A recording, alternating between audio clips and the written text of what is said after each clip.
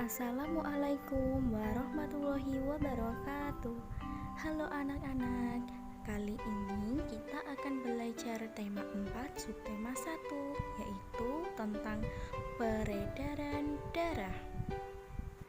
Nah, yang akan kita pelajari nanti ada peredaran darah pada manusia, lalu alat peredaran darah dan fungsinya, yang terakhir peredaran darah pada hewan.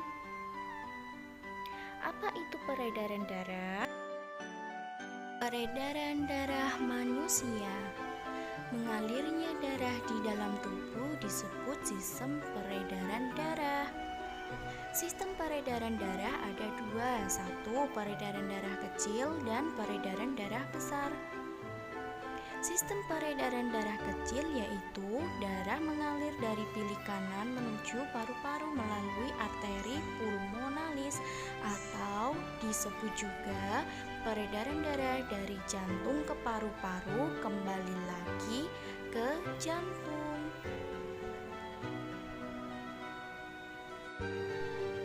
Sistem peredaran darah kecil. Bilik kanan menuju arteri pulmonalis, lalu menuju paru-paru, kemudian menuju vena pulmonalis, lalu ke serambi kiri. Sistem peredaran darah besar yaitu darah yang banyak mengandung oksigen atau O2 mengalir dari bilik kiri jantung ke seluruh tubuh melalui arteri besar, atau disebut juga peredaran darah dari jantung menuju ke seluruh tubuh kembali lagi ke jantung. Sistem peredaran darah besar. Dari bilik kiri menuju arteri besar atau aorta, lalu menuju artero, kemudian ke seluruh tubuh, lalu ke vena, kemudian ke serambi kanan. Alat peredaran darah dan fungsinya. Di dalam tubuh kita terdapat darah. Darah merupakan cairan berwarna merah dan berasa asin. Darah mengalir di seluruh bagian tubuh. Di dalam tubuh, darah mengalir melalui alat peredaran darah. Alat peredaran darah manusia terdiri atas jantung dan pembuluh darah. Kemudian apa sih fungsi jantung dan pembuluh darah itu? Apa fungsi darah bagi tubuh kita? Darah dalam tubuh berfungsi mengangkut zat-zat penting ke seluruh bagian tubuh.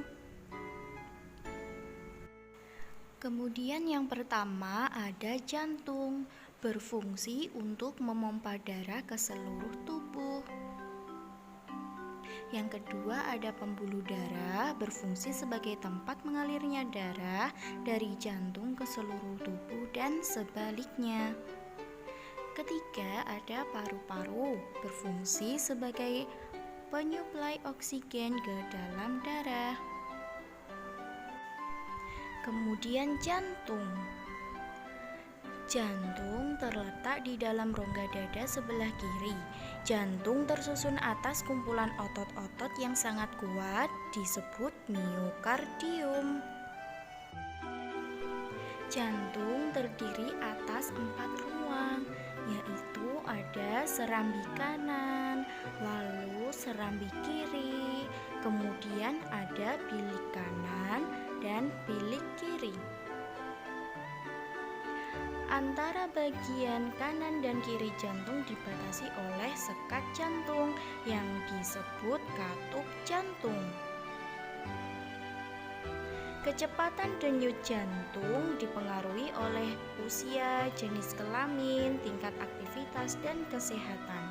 Alat untuk mengukur kecepatan jantung disebut elektrokardiograf.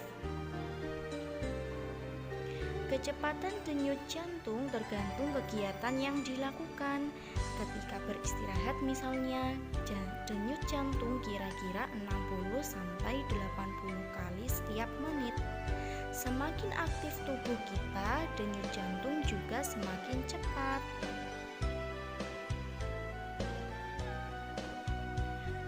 Pembuluh darah. Pembuluh darah merupakan saluran tempat mengalirnya darah. Pembuluh tersebut yaitu pembuluh nadi dan pembuluh balik. Pembuluh nadi dan pembuluh balik itu bercabang-cabang. Ujung cabang pembuluh yang terkecil disebut pembuluh kapiler. Paru-paru. Darah yang telah diedarkan ke seluruh tubuh tidak lagi mengandung oksigen. Setelah kembali ke jantung, darah yang mengandung karbon dioksida dipompa ke dalam paru-paru. Paru-paru terdiri atas ribuan cabang. Tabung cabang yang jumlahnya semakin kecil semakin mengecil. Pada ujung yang mengecil terdapat kantong udara disebut alveoli. Peredaran darah pada hewan. Secara umum, peredaran darah pada hewan dibagi dua, yaitu terbuka dan tertutup. Pada sistem peredaran darah terbuka, tekanan darah yang dihasilkan dari kontraksi jantung cukup rendah. Contohnya ini ada cacing dan serangga. Sistem peredaran darah tertutup, jantung akan memompa darah secara terus-menerus sehingga tekanan yang didapatkan tetap stabil. Contohnya ada katak, ikan, reptil, dan burung. Terima kasih sudah melihat video ini. Jangan lupa like, komen, dan subscribe. See you, bye-bye.